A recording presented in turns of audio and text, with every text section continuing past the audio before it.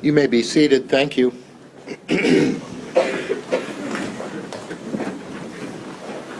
Good afternoon. I again apologize to you that we kept you waiting for a few minutes. We again were dealing with issues that we needed to deal with out of your presence. Let me make this comment to you. It's been a long haul. I understand that.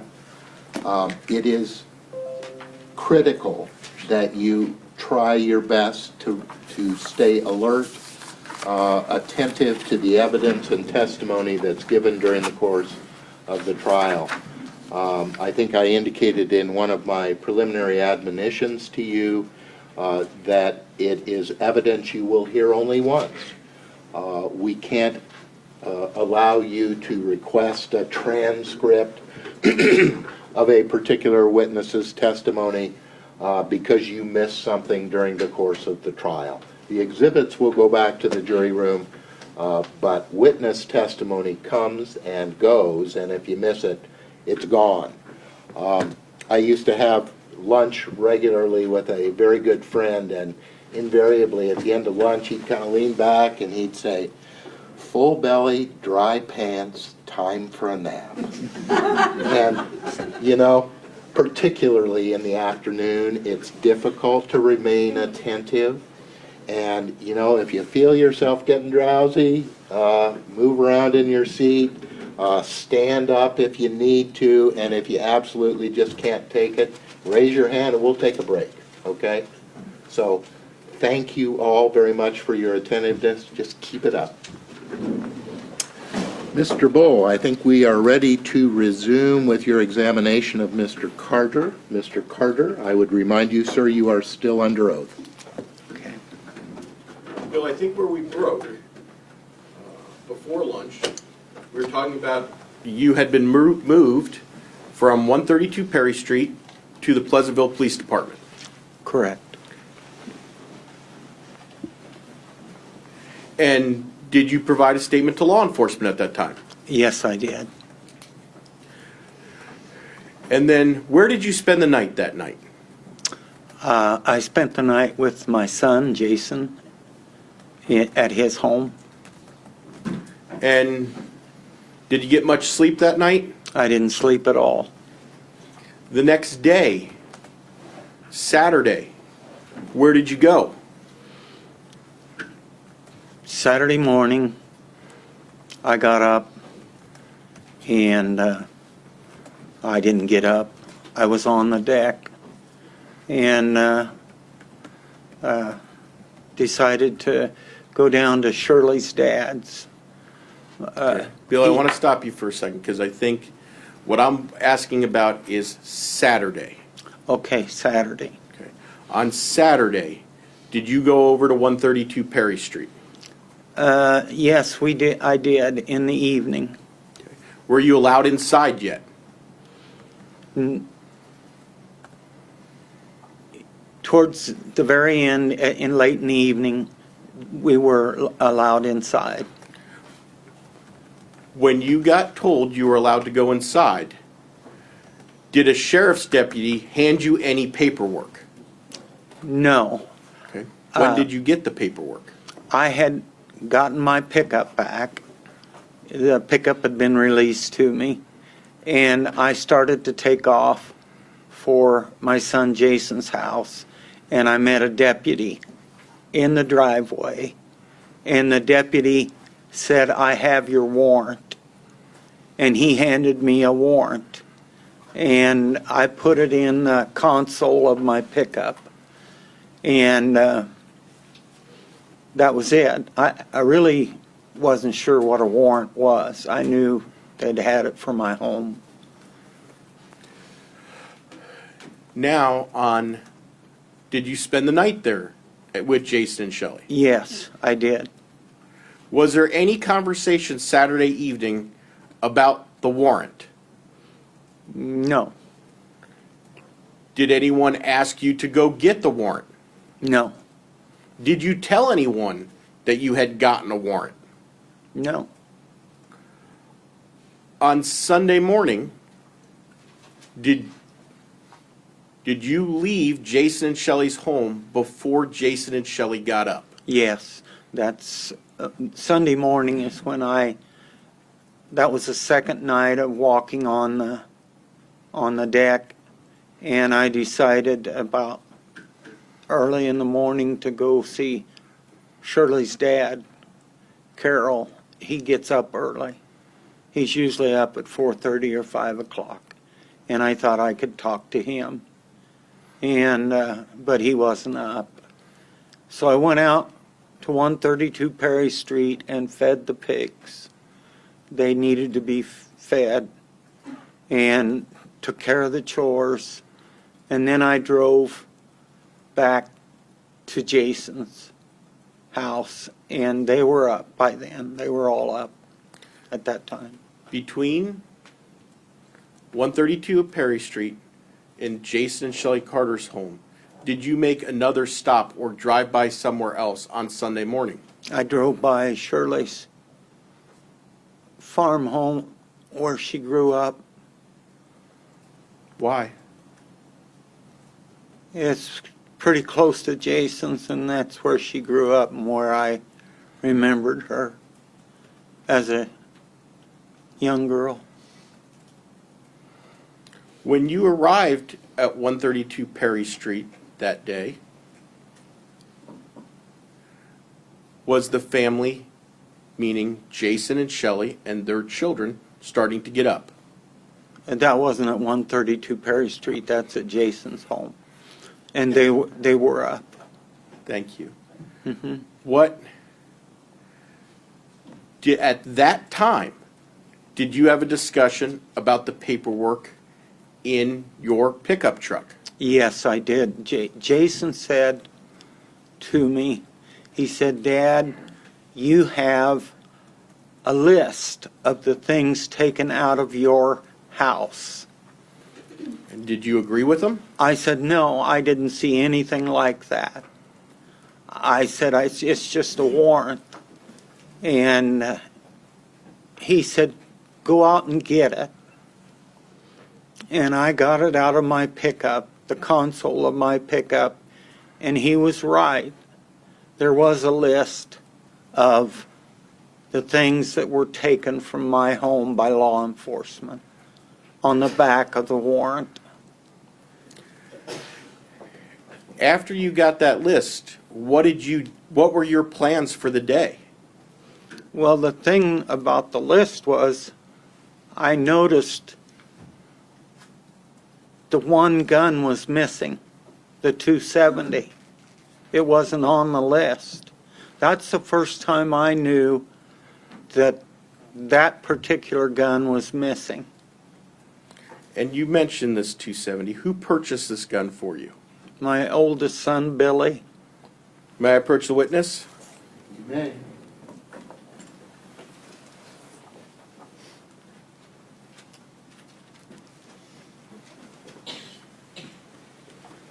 Sir, I'm handing you what's been marked for identification purposes as Exhibit 32. Is that the receipt that came with the gun? Yes, it is. It is. State Officer's Exhibit 32. Your Honor, may I just briefly word our witness? You may. There is some handwriting on, where is the not? This is the one problem.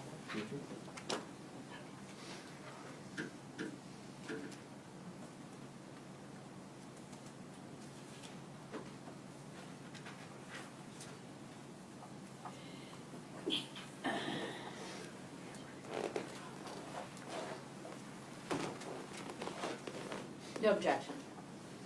Exhibit 32 is admitted. Bill, did you go over to your home at 132 Perry Street at the same time Jason and Shelley did on Sunday afternoon? No, I did not. Why did you not?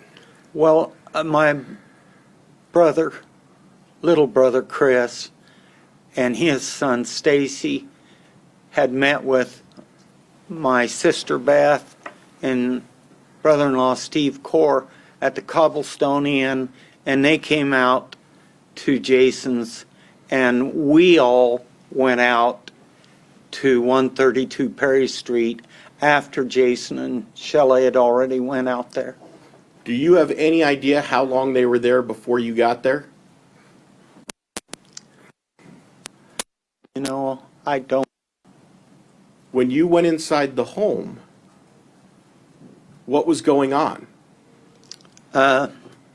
Jana told me that Jason had taken her and taken her downstairs, tried to find where the hole in the floor had came through. He thought maybe the bullet had penetrated the floor. They couldn't find anything, she said.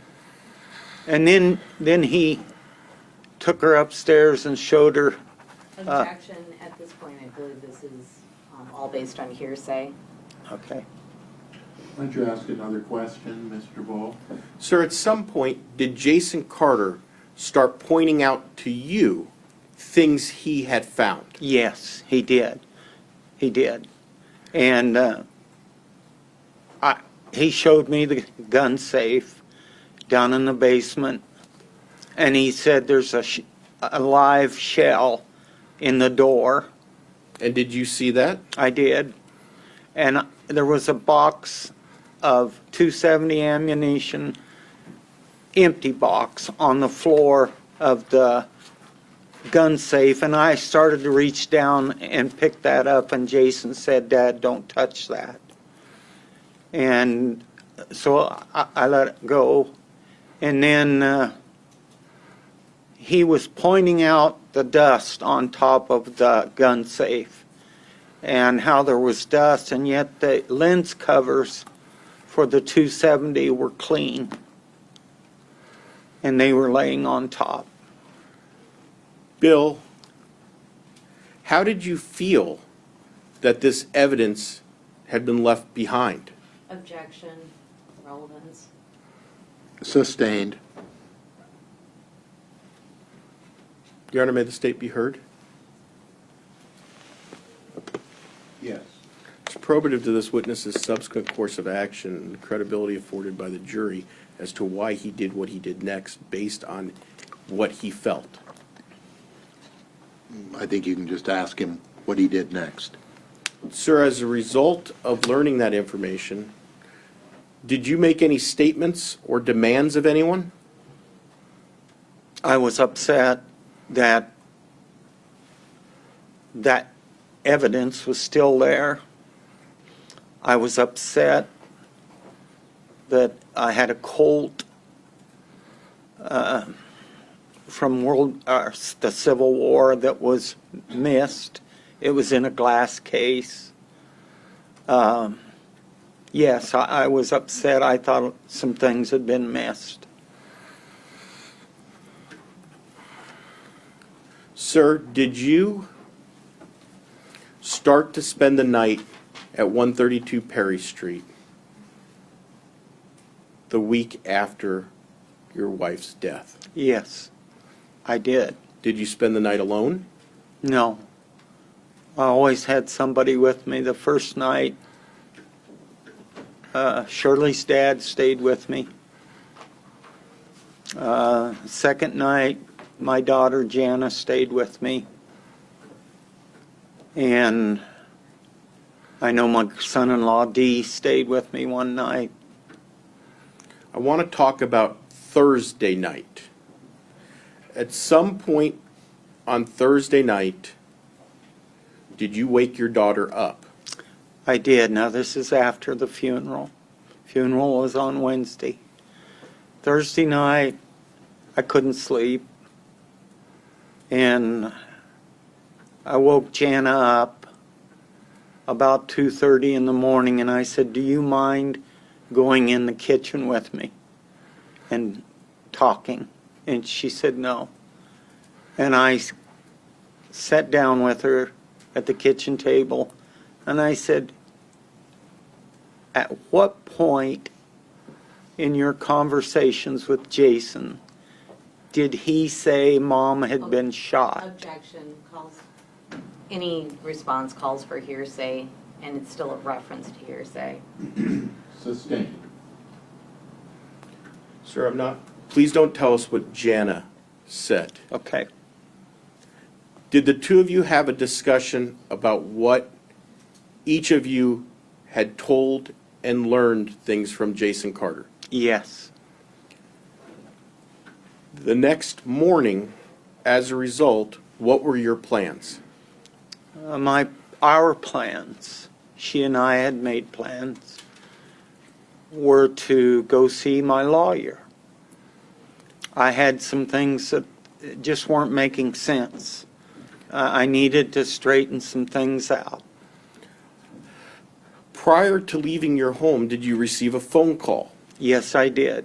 Who called you? Jason called me, and he said, "Dad, what are you doing today?" And What was your response? I said, "I'm going up to see my lawyer. There's some things I have to get straightened out." How long was it between hanging up and Jason Carter getting to your home? About 20 minutes. It didn't take long.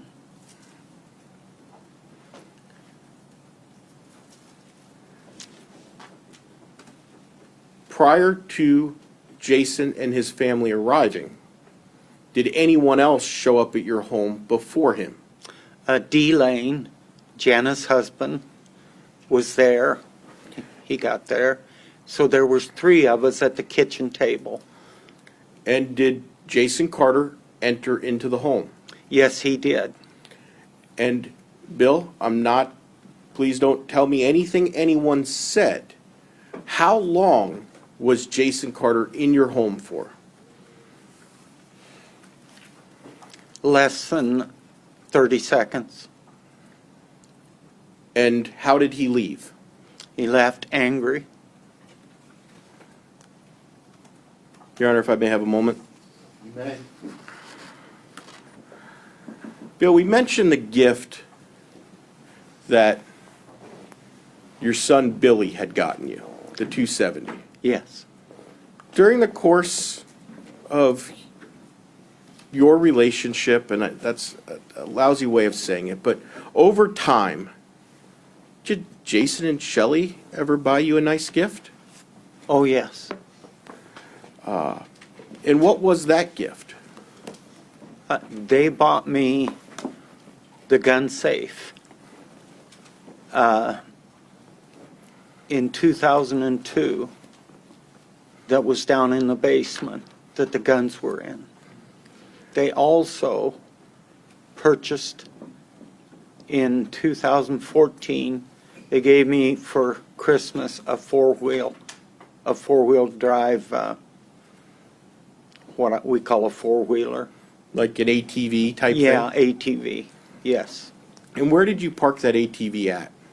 I parked it in the old hog confinement, the one to the south of the house.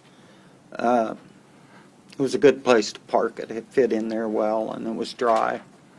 Now, is that gas, diesel, electric? It's a gasoline four-wheeler.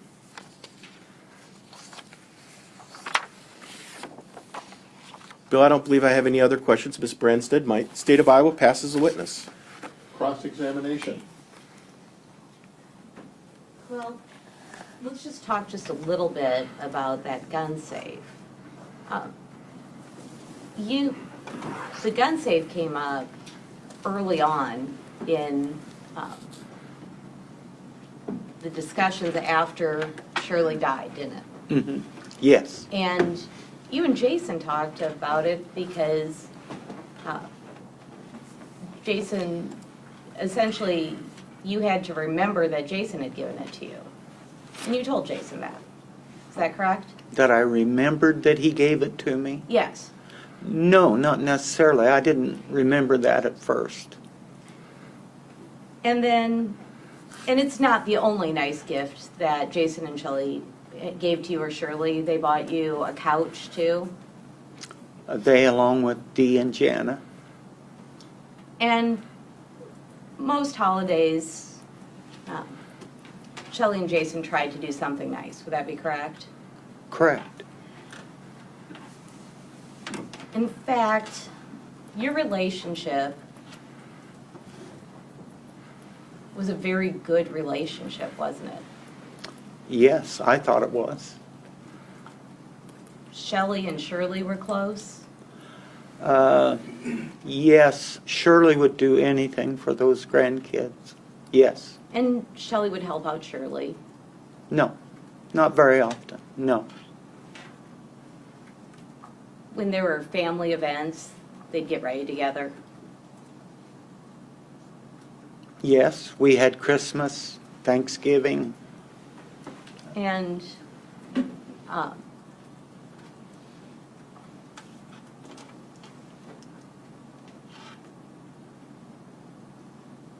Jason and Shirley were close, weren't they? They were fairly close, yes, like most sons and mothers are. From everything you observed, Jason was respectful to his mother Oh, no, not always. once he was an adult. Even when he was an adult, he could be short with Mom if they disagreed on something that had to do with farming. Do you remember giving an interview to DCI? Yes, Do you remember that you said Jason and Shirley never bickered? no, I don't remember that.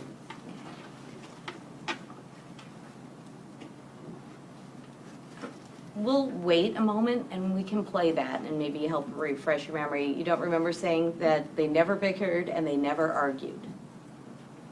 Well, if I said that, it's not true, because they did argue some.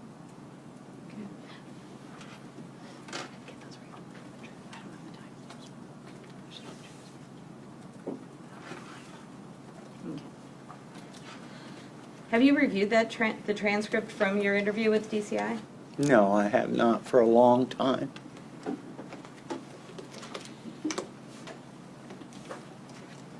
We'll come back to that in just a minute.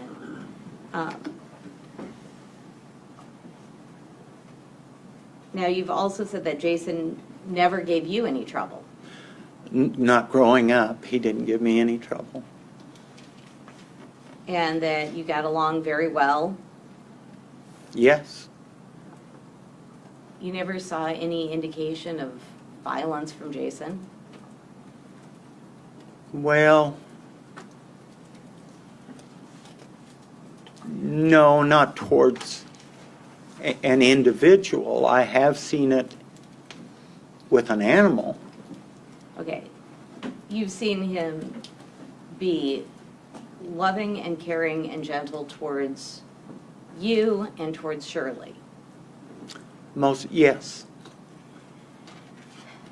Now, there's been a lot of discussion about your house. The doors in your house were never locked, were they?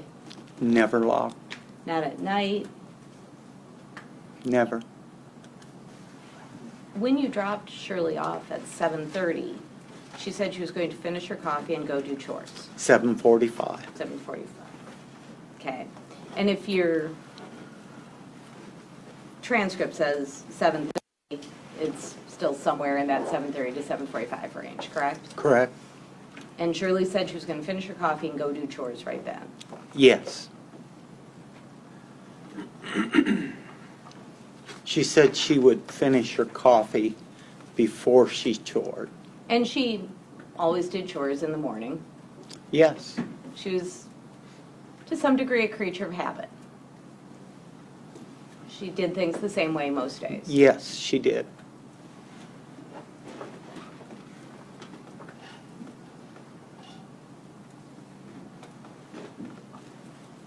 Now, when you arrived at the house on June 19th, Jason was crying.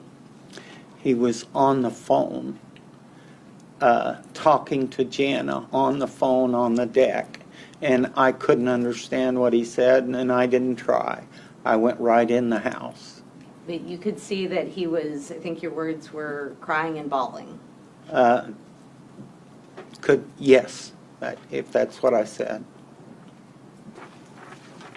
There's been some discussion about Shirley did have a history of vertigo. Yes, she did.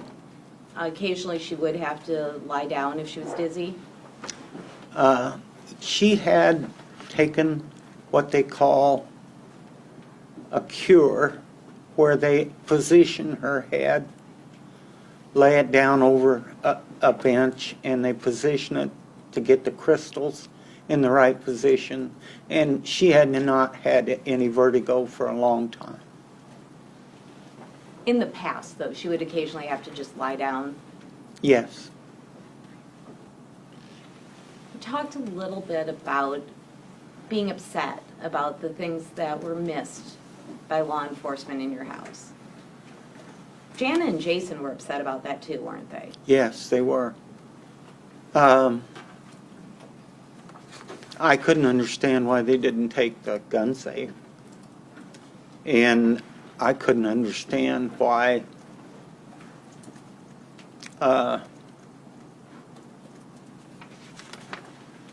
the Colt in the glass case upstairs bothered me somewhat, but it hadn't been fired in probably 100 years or more. But that bothered me some. And Jason went around and found other things like shotgun shells and old spent casings and scoured around looking for things, didn't he? Well, he may have. He didn't while I was there. The main thing we discussed was the gun safe and the pistol. Now, there was some discussion about what would happen if both you and Shirley had passed away. But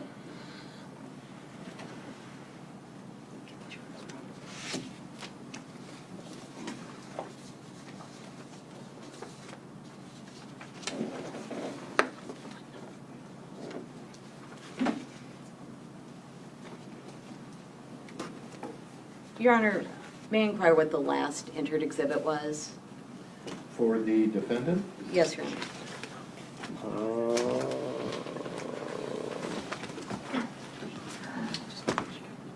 Exhibit I. May I approach the witness? You may.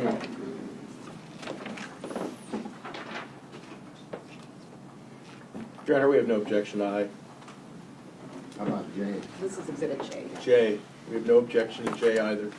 Exhibit J is admitted. Mr. Carter, I've just handed you Exhibit J. Is that a copy of Shirley Carter's will? Yes. And is that the will that was in place on June 19th, 2015? Yes. In the event of Shirley's death, everything went to you. Yes. Is that correct? That's correct.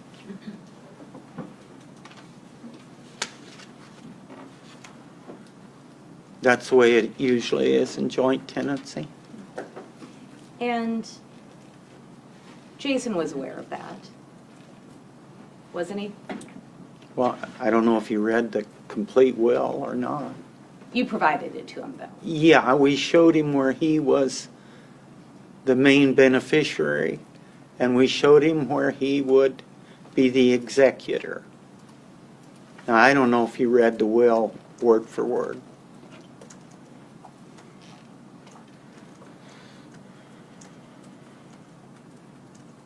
Now, in the past, if Jana or Billy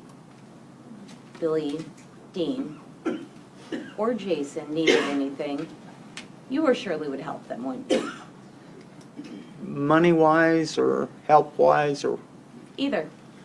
I helped Jason a lot physically with equipment, my labor, and I probably helped him more monetarily than I did the other two kids. But I did not help Jana and Billy nearly as much as I did Jason. Well, And Jason also helped you, too. There was a discussion In about what respect did he help me? when you were taking crops out of the fields, he would... No. He was never done. I always went and helped him when Shirley and I got done. And the same thing at planting time. We were done planting, and then we would go help him put his crops in. He never had a planter or a tractor or a combine set foot on my ground. Now, Jason was only a full-time farmer for, since about 2013, is that correct? I think that's right. Before that, he would run your equipment, help you, and do some work for you, didn't he? No. When he was working at the car dealership, he had less time to help because he was farming a lot of ground then. He was up over 800 acres then, and he still had to do his full-time job. He had no time to help me. I didn't need any help. Shirley and I did not want help. We like to do things ourselves.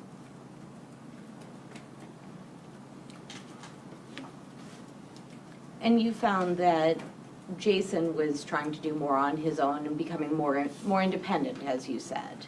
That's correct. And I helped him by making sure he got ground that I didn't want to farm anymore. There's quite a bit of discussion about checking on the pigs. When you first gave your interview with DCI, you didn't say anything about thinking that the pigs had just been shored at 11 o'clock or after, did you? I don't know, you'd have to read me that DCI interview. I don't know whether I said whether they were eating or not. I know I told them I went down to check on the pigs to see if Shirley had chored. Well, in fact, at that point, you assumed that Shirley had finished the chores sometime around 8:45 or 9, didn't Oh, you? no. No, not when they're eating yet.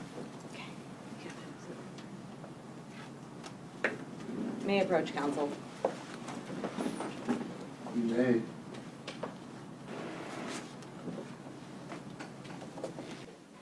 Okay. Isn't it true that you told DCI that you were asked if you dropped her off at 7:30 and it takes 45 minutes to do chores and drink her coffee, and that you were thinking about 9 o'clock and you'd already gone through that in your mind? I thought that's probably what happened. And this, It didn't happen that way, though. It did not happen. so, She obviously sat and filled out that ballot, took time to do that, drank her coffee, and then she decided to make the phone call. And I don't know when. That is unusual for Shirley to not chore before 9 o'clock. But that day she didn't. well, I'm just going to go over this again. The investigator said, you know, you dropped her off at 7:30. You said it takes 45 minutes to do chores. And you said, mm-hmm. If she drank her coffee, and then the reason and you said, you're talking 9 o'clock. I've already went through that in my mind. And then you continue to go over the timeline, and at no point do you ever say, I looked at the pigs and I thought the chores had been done earlier. You didn't say that at any point until weeks later, did you? You know, I think he was asking me those questions as soon as he got there. That was probably Mark Ludwig. And all I know is, while I was waiting, as I have said before, for law enforcement to get there, I went down to the hog confinement, and they were still eating. Here's what I'm asking you. you gave a pretty long interview to Mark Ludwig, as you said. And this was,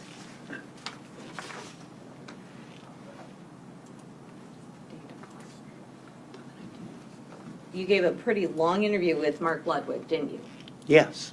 And at 2 different times, you went over what time you thought Shirley would have been done with chores. What I thought she would have been done with chores. And at that time, you thought she'd be done at 9. On any given day, yes. And at no point in that interview did you say anything that indicated the hogs were still eating or anything that said you thought that the chores were done later. That's something that you thought of later, isn't it? It is something that I knew happened. Even that day, I knew it happened. I wasn't blind. I seen what the pigs were doing. But you didn't tell law enforcement that you knew that? I didn't tell him that. I didn't really know what connection that would have with, Well, I mean, just because I didn't tell him they were eating, I was giving him an idea about when the chores normally would be done. well, this isn't, let's go over this, and we can play this for you if you need. This wasn't a question about when they would normally be done. You were saying that you thought the chores were done by 9 o'clock because you were trying to figure out the timeline with DCI at that time. It's when I thought. Okay. It doesn't mean that I knew or was sure about anything. But as of June 19th, you thought the chores were done at 9. No, I did not. By noon of June 19th, I knew that she had chored late. I knew that. When did you first tell anyone from law enforcement then?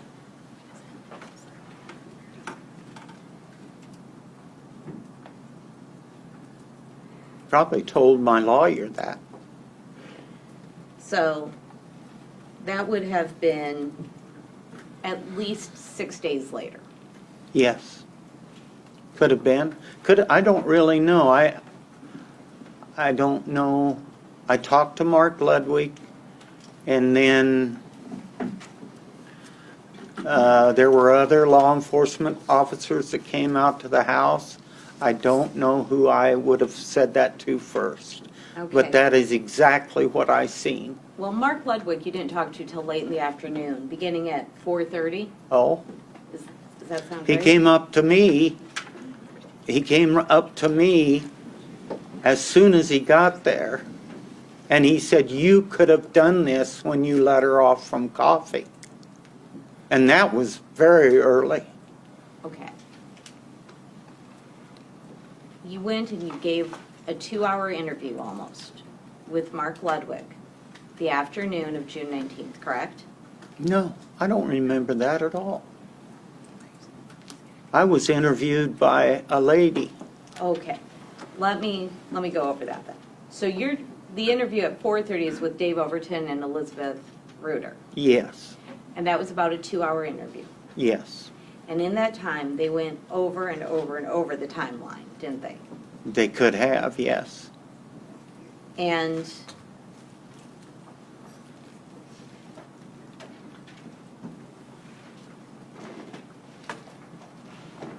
you, at that point, said that you had checked the pigs, and you also said that you believed that Shirley had finished doing chores around 9 a.m. I may have said that, Okay. yes. But those pigs weren't, the chores weren't done then. At that Now, time. it was, it Okay, was after that you started talking about that you were essentially told that it was you or Jason. It had one of the two of you. that's right. And it was at that point that you wanted to talk with your lawyer about most of these issues. Is that correct? No, I talked to my lawyer about getting another lawyer to get Jason out of the jail. And I took a lawyer down there and paid him $3,000 Okay. to get Jason out.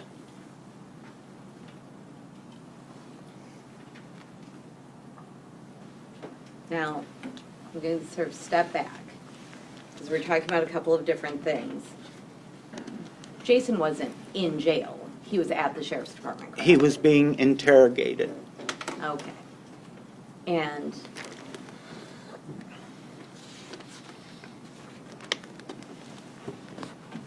it was after that time that you had many, many conversations with Agent Mark Ludwig, correct? Yes. Would you say that you've probably had over 100 conversations with Mark Ludwig? No, not 100. So if Mark Ludwig says it's over 100, he'd be wrong? I just May we don't. approach? Objection, Graves violation. You may approach. Another question, Ms. Branstad?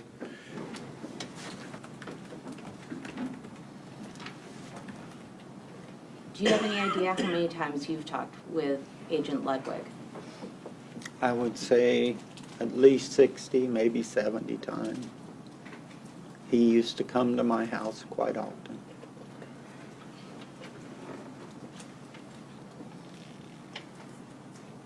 There was also some discussion about the time it takes to get to and from Eddyville from the Cargill plant.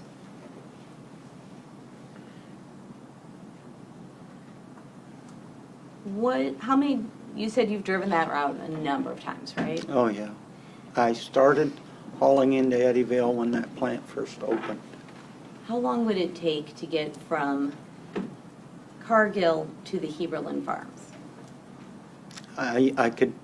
You could drive it at the speed limit, and it would take approximately 50 minutes at the speed limit.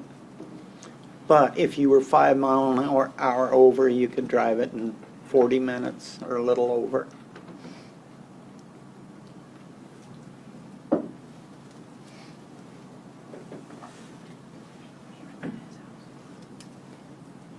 Now, how long does it take to get from Heberlin Farms to 132 Perry Street? I would assume it would take about 6 minutes.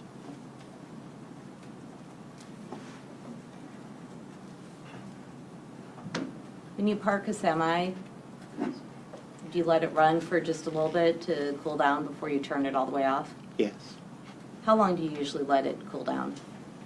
I let it cool down about a minute. It lets the turbocharger cool down. And pardon me if I've asked you this, but did you tell DCI that Jason was not struggling with money? I didn't say he was, and I didn't say he wasn't.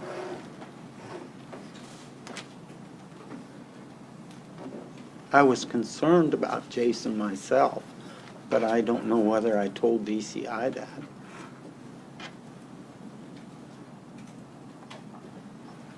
Well,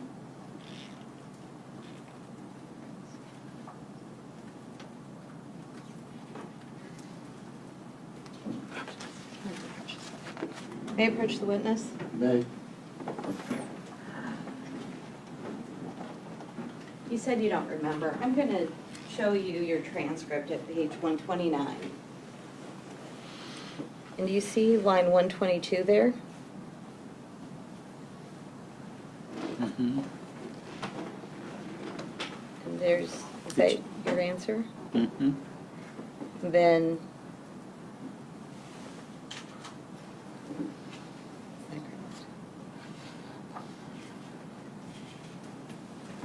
I agree. That's what I said.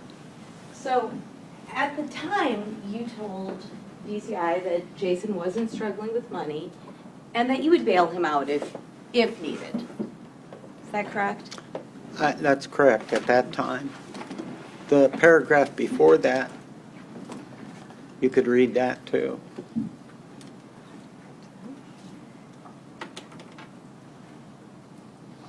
And actually, you also told DCI that Jason didn't want you helping. He wanted to do things on his own. That's correct.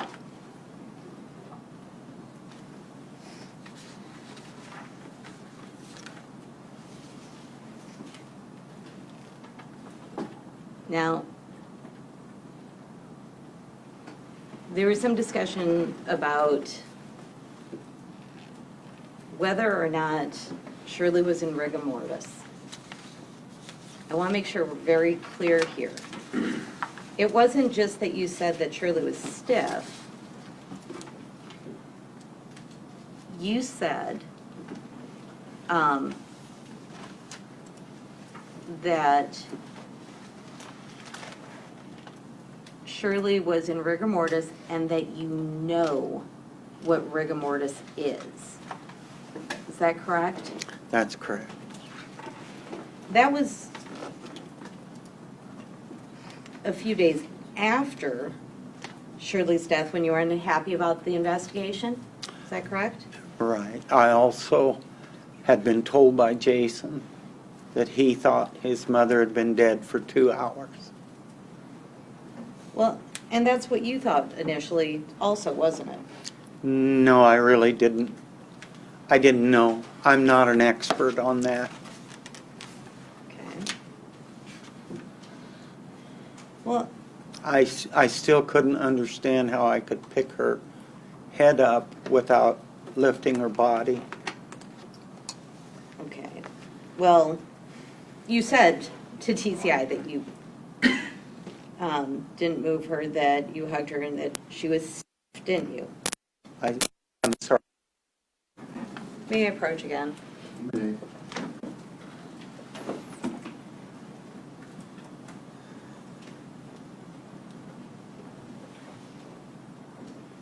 going to go over two things with you.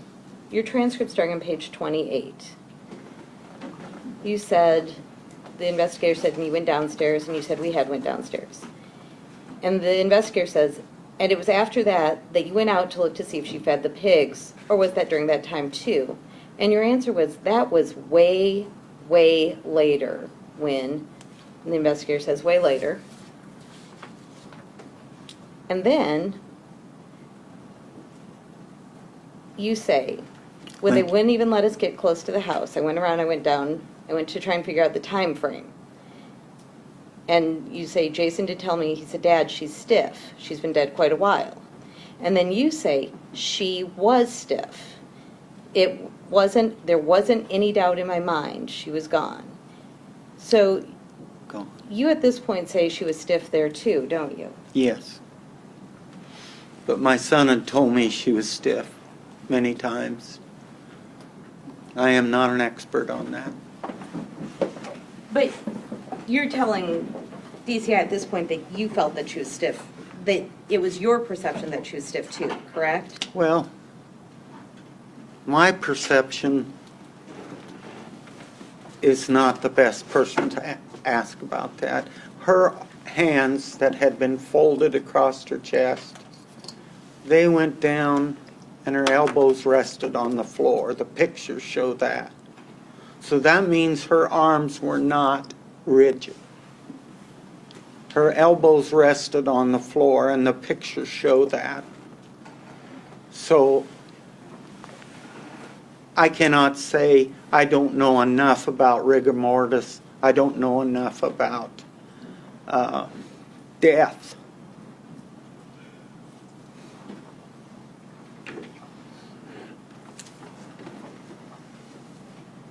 On June 19th, when you talked with law enforcement, though, you were sure that she was stiff then, right?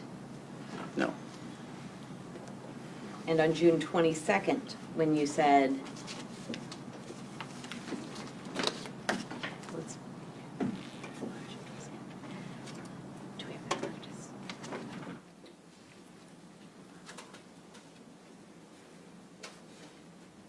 Your Honor, at this time, we offer Exhibit K, which is the audio from June 22nd.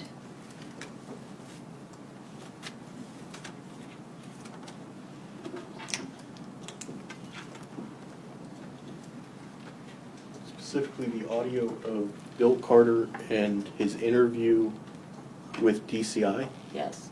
Objection, hearsay. Your Honor, it's offered for impeachment.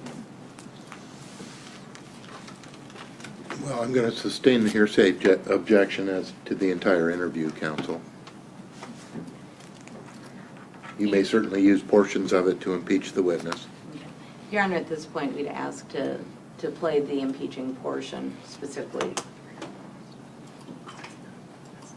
Your Honor, may we take up a legal matter outside the presence of the jury or just have a sidebar on this topic? Why don't you come up for a sidebar and we'll see if we need time. If I overheard it. I'm going to give you a chance to refresh your recollection on that. You have given prior testimony on this case about these matters, haven't you? Yes. And in fact, you gave a deposition in September of 2016. Yes. And at that point, you had time to think about your answers, and certainly that was, you had time to contemplate what you said. Is that correct? Correct.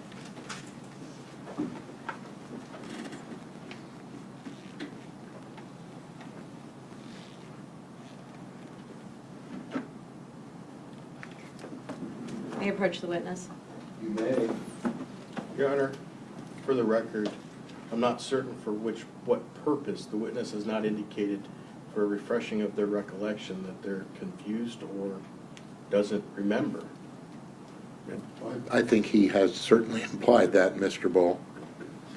Your Honor, I believe he said he wasn't sure. 127.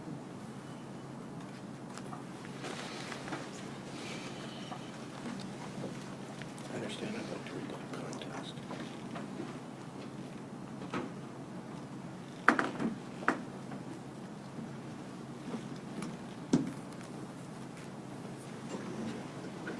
Mr. Carter, I'm handing you page 127. It's relatively small type. I've marked an area there. Would you just read that to yourself?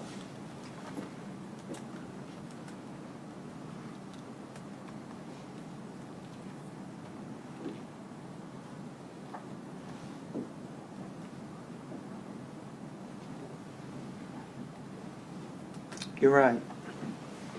I was told by Billy.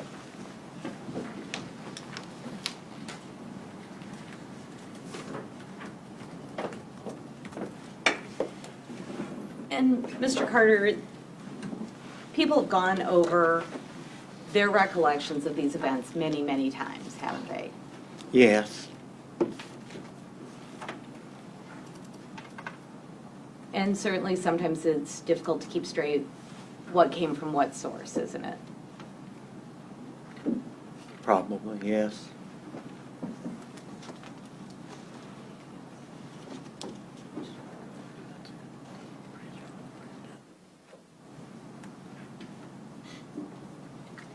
Mr. Carter, I'd like to clarify one thing. When you talked with DCI, at that point you stated multiple times that you never moved Shirley, didn't you? I never moved Shirley. So when you're talking about hugging her and... No, I meant I never moved her body. You also said you didn't lift her up to hug her? I lifted her head up. I lifted her head up 3 times to kiss her on the forehead, and the last time I told her I was sorry.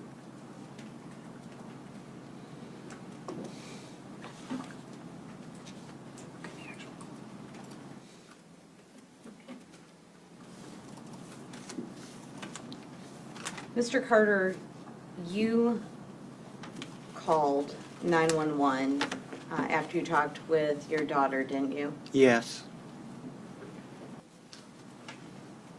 Your Honor, we offer Exhibit L, which is the 911 call. No objection. Exhibit L is admitted. Your Honor, may we publish Exhibit L to the jury? You may.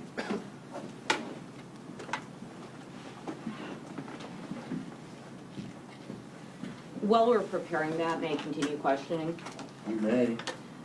Mr. Carter, let me just go over where you were coming from when you were making this 911 call. From where were you traveling while you were making the call? Well, you'd have to understand where the Shadle Farm is. The Shadle Farm is about 3 miles north of where I live, 132 Perry Street. And I was coming by the house, the Shadle house, when Jana called me. I can't speak on the phone and drive, so I pulled in a drive into the field there, and then I talked to Jana. And then when I called 911, I was taken off. I was flying. And you reached your house at the end of that 911 call, didn't you? I think it was, no, I was half a mile up the hill yet. Oxen. I don't really remember, though. Okay. So if in the call you say you were turning into the house? I may have, yes. Your Honor, may we publish that 911 call? You may. 911, where's your emergency? Hello, 911, where's your emergency? 132 Perry Street at Lacona. My son just called and said he found my wife dead on the floor in the kitchen. Okay. We do have an ambulance on the way there now. Okay. He must have called me first. Yeah, okay, I'm just pulling in the drive. Okay. I have ambulance on the way and also a deputy for you, okay? Okay, that's fine. Thank you. You're welcome. Bye.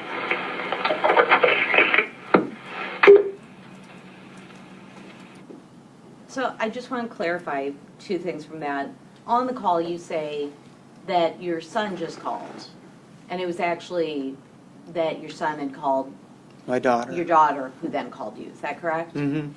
And if you say I'm just pulling in the drive, you mean you were just pulling in the drive to 132 Perry Street, Yes. don't you? Yes. So at the end of that call, you would have been pulling into the drive at 132 Perry Street. That's correct. And when you got there, Jason was on the deck? Yes, he was out on the deck. I have no further questions. Redirect.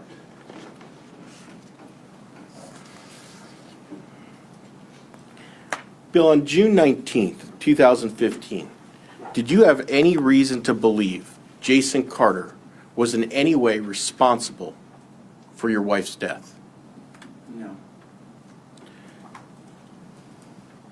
Were you at that time looking to see if Jason's emotions were real and sincere? I was. And did they appear to you to be? They appeared to be, although there were times when when you couldn't understand him, he didn't have any tears.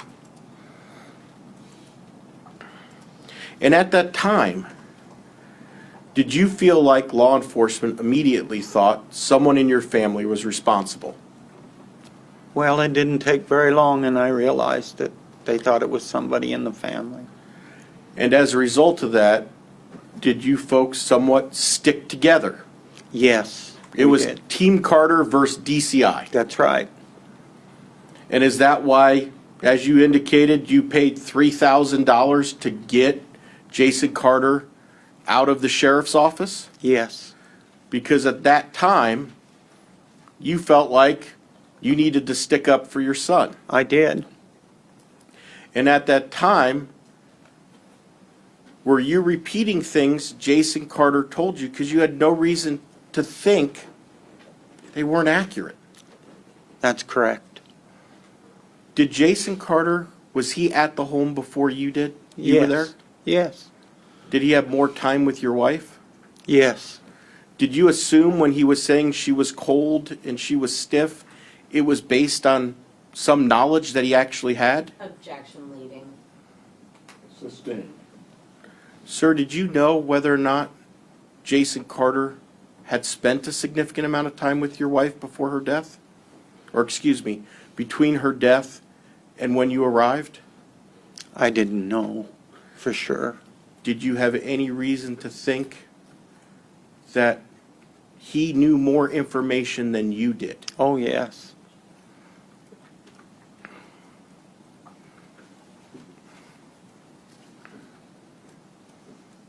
Now, as it relates to your will, if you had died before Shirley, everything would have gone to Shirley. Absolutely.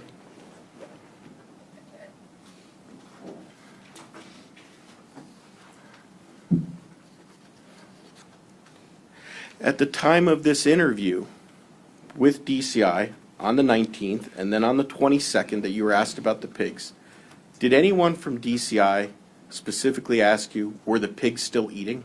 No. At that time, you had indicated shortly after that, you became aware that the sheriff had reported the public had nothing to be concerned about. That's right.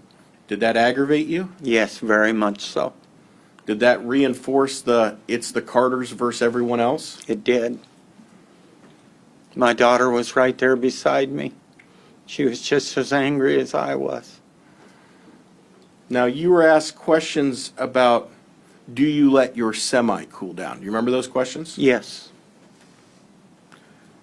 Do you know whether or not Jason Carter let his semi cool down on June 19, 2015? No, I don't. And you're supposed to grease the zerts, aren't you? Yes, you are.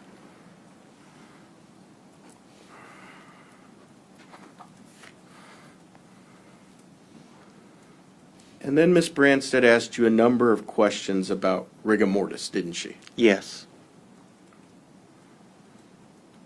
Bill, ever before have you been asked to evaluate a body to determine whether or not rigor had set in? Never.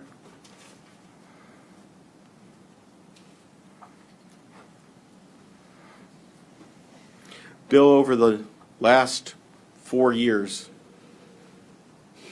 have you learned more about dead bodies than you ever thought you'd ever have to know in your lifetime? Objection leading and argumentative.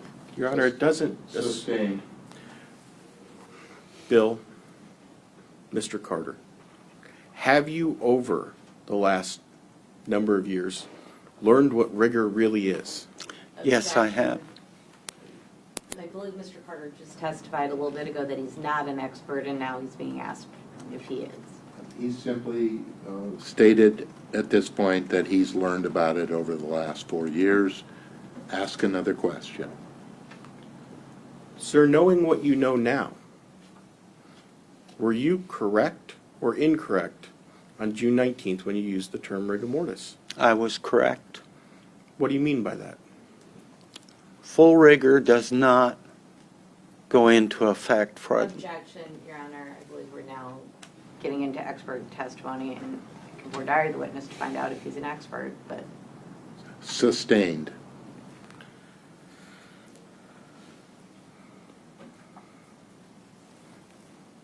Mr. Carter, when you learned that your wife was hurt, who was the first person you called?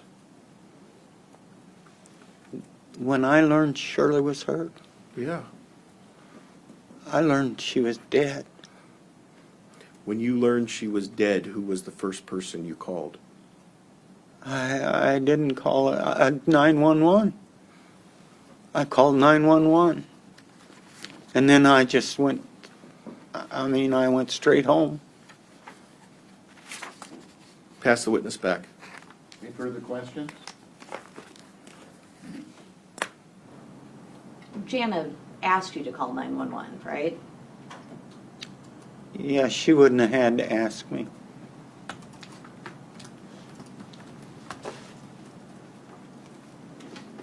That's the first thing you do.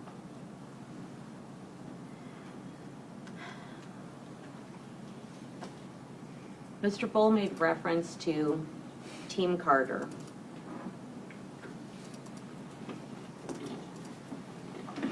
Over the course of the last few years, you're no longer talking with your son Billy, are you? I am. He doesn't want to talk to me. And there have been months upon months that you haven't talked with Jana. Objection, relevance. Sustained. I also haven't talked to Sir, my You grandkids. need to wait until Oh, I'm sorry. another question's asked, please. But it was mentioned you've been talking to law enforcement a lot, correct? I talked, yes, but not for the last 2 years. Well, you've still been talking, just not as much, isn't that correct? Right.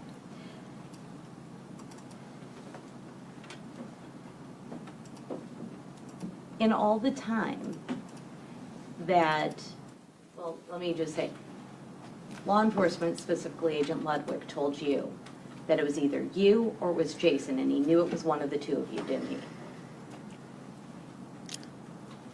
No, not Ludwig. Who That said- was your private, the private detective you hired. I read in his answer that it was either Jason or me. Well, you've heard. Mark Ludwig never told me that.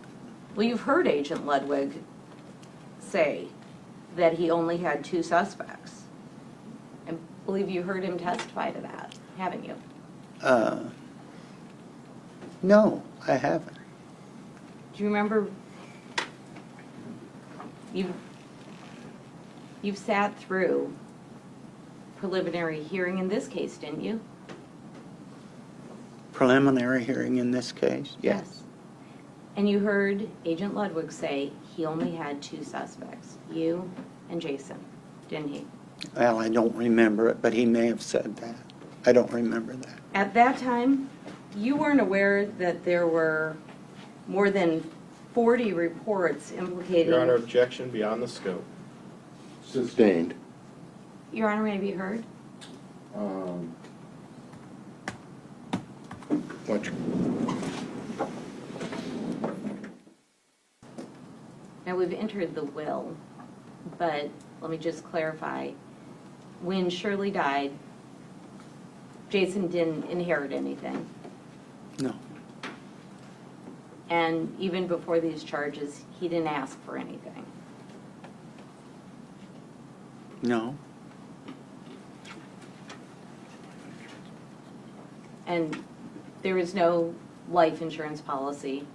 Beyond the scope, objection.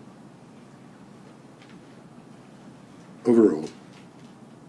No, there was no life insurance policy. And I just want to make sure I'm clear. Jason didn't ask for for Shirley's tractor, or for any money, or for any possessions upon her death, did he? No.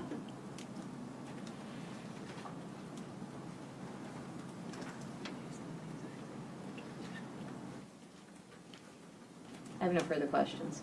Anything further, Mr. Bull? No, sir. Thank you, Mr. Carter. You may step down. May this witness be excused. Yes, sir. Ms. Ronstadt? Yes, Your Honor. Well, he's subject to recall. I'm sorry, Your Honor. He is subject to recall. All right. Mr. Carter, you may be recalled, so you need to stay in touch, please. Ladies and gentlemen, I think this looks like a good time for us to take our afternoon recess. We're going to be at recess for about 15 minutes. Please remember the admonition I previously gave you.